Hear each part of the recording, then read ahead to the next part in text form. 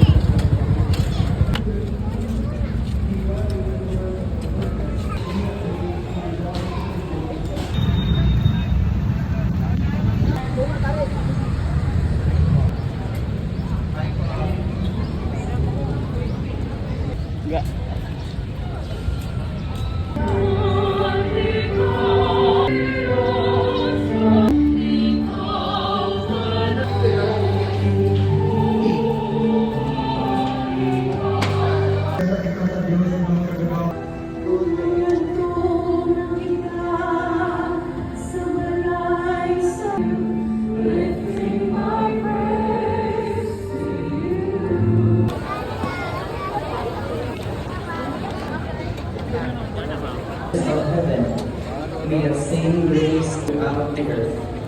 To you are eternally blessed.